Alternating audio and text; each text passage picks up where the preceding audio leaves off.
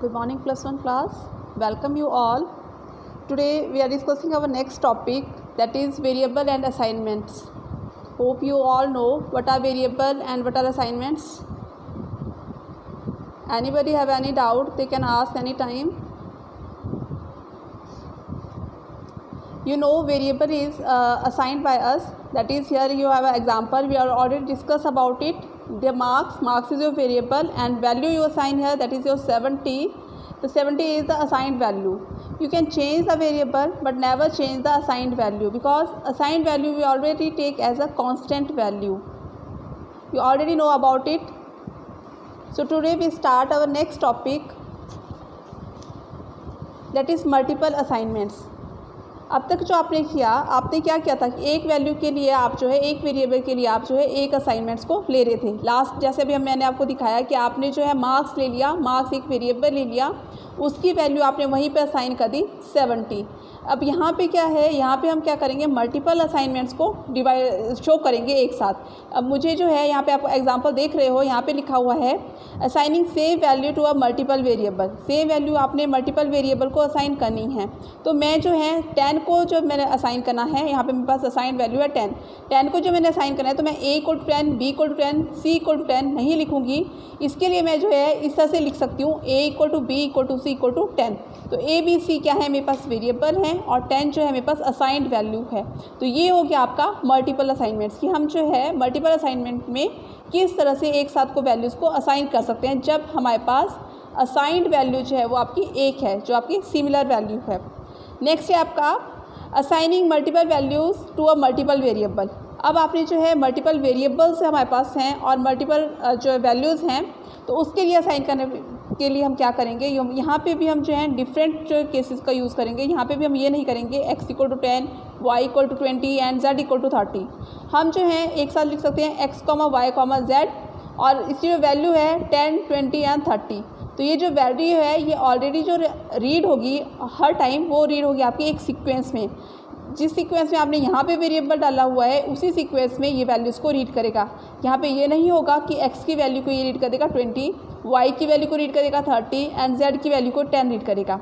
ये उसी सीक्वेंस में रीड करेगा जिस सीक्वेंस में आप डालोगे. सपोज आपने डाला हुआ है यहाँ पे x = 10 आ जाएगा, y 20 and z 30. Clear to all. अब जब आपने किसी भी चीज़ को प्रिंट करवाना होता है, उससे पहले आप क्या करते हो, वैल्यू को असाइन करते हो, डिक्लेयर करते हो, तभी आपकी कोई चीज़ प्रिंट होके आती है. अदरवाइज़ आपके पास एरर आती है. ये चीज़ क्लियर है. तो आपका जो फर्स्ट इन्होंने आपको जो यहाँ पे सिंटेक्स दे रखा हुआ है, यहाँ पे x और y जो आपको दो वेरिएबल दिए हैं, इनके जो वैल्यू है इन्होंने दे दिया आपको 25 एंड 50. ठीक है. अब हमने प्रिंट कराना है मेरे को x एंड y को, क्योंकि जब मैं प्रिंट करती हूँ तो मैं असाइंड वैल्यू का नाम नहीं डालती, मैं जो है वेरिएबल का नाम डालूंगी जो मैंने असाइन किए हुए हैं, जो मैंने वेरिएबल लिए हुए हैं. तो वो वेरिएबल मैंने यहाँ पे ले लिया प्रिंट x एंड y. तो ये क्या आउटपुट मेरे को देगा, ये आउटपुट देगा कि x की वैल्यू क्या है 25 है, y की वैल्यू क्या है 50 है. तो ये वैल्यू मेरे को रिटर्न करेगा. मैंने आपको पहले बताया कि ये जो वैल्यू है आपकी एक सीक्वेंस में आपको रिजल्ट देता है, ये आगे पीछे नहीं रिजल्ट देगा, एक सीक्वेंस में ही आपको रिजल्ट देगा. अब नेक्स्ट देखिए, यहाँ पे इन्होंने क्या किया, वेरिएबल है x एंड y, ठीक है, उसको जो असाइन कर दिया yx. मीन्स इन्होंने जो है x की जो वैल्यू है, x को असाइन किया इन्होंने y, और y को असाइन कर दिया x. और प्रिंट बोला मेरे को करने के लिए x एंड y, और x और y को प्रिंट करना है. तो x क्या हो जाएगा 50 एंड y आ जाएगा आपका 25. क्यों? क्योंकि x को जो मैंने यहाँ पे असाइन वैल्यू दी थी y, और y की वैल्यू मैंने डिक्लेयर की हुई है 50. आपकी बुक में आपको डिस्प्ले हो रही होगी. जिसने नहीं बुक्स ली हुई हैं उनसे मेरी रिक्वेस्ट है कि वो जल्दी से जल्दी बुक्स ले लें. और जो y है, y की वैल्यू को मैंने असाइन किया x, और x की वैल्यू मैं ऑलरेडी असाइन कर चुकी हूँ, पीछे मैंने आपको बताया, यहाँ पे दिया भी है आपका, देखो ऊपर 25. तो यहाँ पे आपका 25 आया. मीन्स ये वैल्यू यहाँ पे स्वैप हो गई. 50 और 20 जो है मेरे पास x एंड y की वैल्यू आ गई, क्योंकि x एंड y को मैंने असाइन किया था y, x. Clear to all. Similarly one more example, you have ABC को आपने दिया हुआ है यहाँ पे 5, 10 एंड 7. ये आपके पास एक स्टेटमेंट है. और BCA को दे दिया इन्होंने A+1, B+2 एंड C-1. ठीक है, ये हमने दो स्टेटमेंट दे दी. अब मुझे प्रिंट कराना है ABC को. अब ABC की वैल्यू क्या आएगी, थोड़ा सोच के इस चीज़ को देखना आप. जो आपकी फर्स्ट स्टेटमेंट है 5, 10 एंड 7, जो कि इसकी वैल्यू है आपका ए और बी और सी की। और बी सी ए क्या दे दिया, a+1, बी की वैल्यू हो गई a+1, a+1 क्या है 5 + 1 6, बी और सी की वैल्यू आ गई b+2, b+2 क्या है 10 + 2 12, और सी क्या है मेरे पास, सी की वैल्यू है 7, तो 7 - 1 ये आ जाएगा मेरे पास 6, तो ये हो जाएगी मेरे पास ए की वैल्यू। और मेरे को प्रिंट कराना है ABC, तो प्रिंट क्या होगा मेरे पास ABC की वैल्यू प्रिंट करानी है। यही चीज़ आपके पास यहाँ पे इन्होंने डिस्प्ले की है। देखो स्टेटमेंट 1 में इन्होंने आपको जो मैंने अभी आपको बताया वही इन्होंने दिया हुआ है आपका। स्टेटमेंट 1 में इन्होंने आपकी असाइंड वैल्यू है 5, 10 एंड 7 टू ABC। स्टेटमेंट 2 में ये जो फर्स्ट इवेल्युएट करेगा राइट हैंड साइड को A+1, B+2 एंड C-2। ये जो सारा का सारा वर्क है ये आप प्रैक्टिकल में नहीं करोगे, ये सारा आपका रफली वर्क होगा और आप इस जो है इनसाइड को और जो है पेपर और पेन की हेल्प से जो है इसको सॉल्व करोगे। 5 + 1 10 + 2 एंड 7 - 1 6 12 एंड 6, तो ये वैल्यू आ गई मेरे पास ABC की, और आप इसको कह सकते हो BCA, जो यहाँ पे मेरे पास गिवन था सेकंड स्टेटमेंट में BCA। फर्स्ट स्टेटमेंट थी मेरे पास ABC और सेकंड स्टेटमेंट है मेरे पास BCA, तो BCA की वैल्यू आ गई आपके पास 6 12 एंड 7। तो यहाँ पे आपको क्लियर हो ही रहा है, ये हम डिस्कस कर चुके हैं कि यहाँ पे हमने मल्टीपल असाइनमेंट्स हैं फॉर मल्टीपल वेरिएबल्स। तो यहाँ पे B की वैल्यू 6, C की 12 एंड A की अगेन 6 वैल्यू है। तो जो थर्ड स्टेटमेंट है प्रिंट होके आएगी ABC, तो ABC क्या आ जाएगी, मेरे को प्रिंट करने के लिए होता है इस सीक्वेंस में ABC, तो ABC आ जाएगा A 6 है, B मेरे पास 6 है और C मेरे पास 12 है। ये ऑटोमेटिकली आपका सिस्टम जो है आपको क्रिएट करके देगा। क्लियर है, आप सब ने जो है एनाकोंडा डाउनलोड करके रखा हुआ है, तो इन सिंटेक्स को आप करके देखोगे और मेरे को उसकी जो है स्क्रीनशॉट्स भेजोगे कि आपने क्या प्रैक्टिकल में किया हुआ है। यही आपका होमवर्क रहेगा आज का। नेक्स्ट है, इसके साथ ही आपके पास दिया हुआ है P एंड Q की वैल्यू देती है 3 एंड 5, Q एंड R की वैल्यू है आपके पास P-2, P+2, और प्रिंट करवाना है आपको PQR। तो देख लो सेम जैसा आपने प्रीवियस एग्जांपल अभी हमने किया उसी की तरह यहाँ पे दिया हुआ है कि आपने जो है वैल्यूज़ को इवैल्यूएट किया हुआ है। यहाँ पे वैल्यूएट करने के बाद आपको जो रिज़ल्ट आएगा वही आपने प्रिंट करवाना है। ठीक है, ये आपका होमवर्क है, ये वाला भी आप करोगे खुद कि आपको किस तरह से क्या रिजल्टेंट इसका आएगा, क्योंकि यहाँ पे इसका सॉल्यूशन नहीं दिया हुआ है, तो ये आपका खुद का होमवर्क रहेगा। नहीं आएगा आप पूछ सकते हो जब मर्जी, मैं आपको उसका रिस्पॉन्ड करूँगी उस टाइम। नेक्स्ट है आपके पास x की वैल्यू है आपके पास 10, y है आपके पास एक आपका वेरिएबल ले लिया उन्होंने y, और सेकेंड वेरिएबल ले लिया इन्होंने y। ठीक है, दो वेरिएबल ले लिए और उन दोनों की जो वैल्यू है वो डिफरेंट है। एक जो y है उसकी वैल्यू है x+2 और जो सेकंड है उसकी वैल्यू है आपके पास x+5।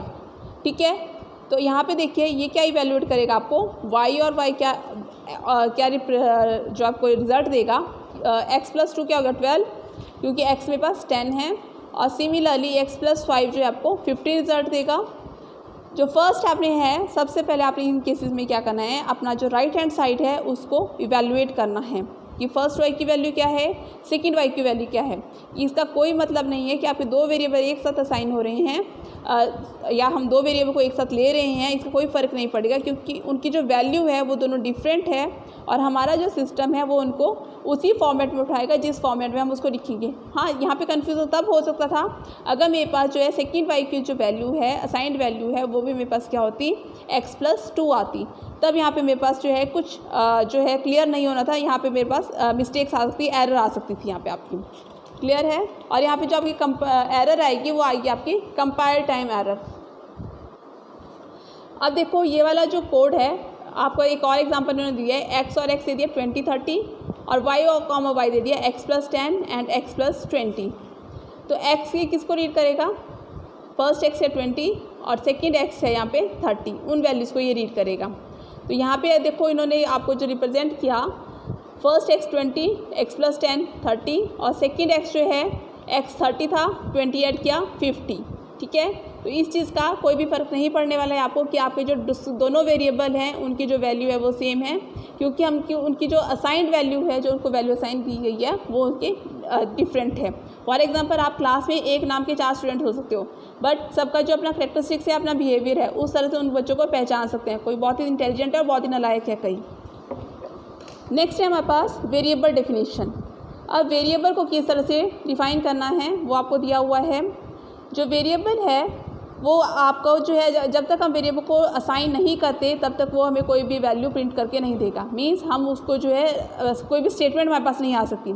यहाँ पे आपका एग्जांपल दिया है प्रिंट एक्स, देन आफ्टर इन्होंने क्या किया, उसको असाइन किया। पहले इन्होंने एक्स को असाइन नहीं किया, इन्होंने क्या किया, पहले प्रिंट कर दिया एक्स को, उसके बाद इन्होंने एक्स की वैल्यू असाइन की 20। उसके बाद ये अगेन कह रहे हैं प्रिंट एक्स, अब जो है एक्स को प्रिंट करो। पर यहाँ पे जो मेरा फर्स्ट ही लाइन में एरर है कि मेरा पास एक्स जो है प्रिंट नहीं हो सकता जब तक कि मैं एक्स को असाइन नहीं करूँगी। ये देखिए आपकी बुक में यहाँ पे एग्जांपल दिया हुआ है, एरर आपको शो कर रहा है x is not defined. X मेरे पास पहले डिफाइन नहीं है, तो ये आप कैसे प्रिंट हो सकता है। अब मेरी क्लास में कोई स्टूडेंट आ जाए, मेरे को उसका नाम पता नहीं होगा, तो मैं कैसे उसको एंटर कर दूँ। मेरे को नहीं पता वो किस क्लास का है, वो 10th का है, +1 का है, कोई भी स्कूल में स्टूडेंट आ जाए, पहले उसकी एडमिशन होती है, उसके बाद उसको क्लास बताई जाती है। ऐसा तो नहीं है उसको डायरेक्ट क्लास में भेज दिया जाता है। सिमिलरली आपका यहाँ पे है कि पहले हम उसको डिक्लेयर करेंगे, तो भाई तूने जाना कहाँ है, वहाँ उसको भेजेंगे, उसके बाद उसको प्रिंट करेंगे।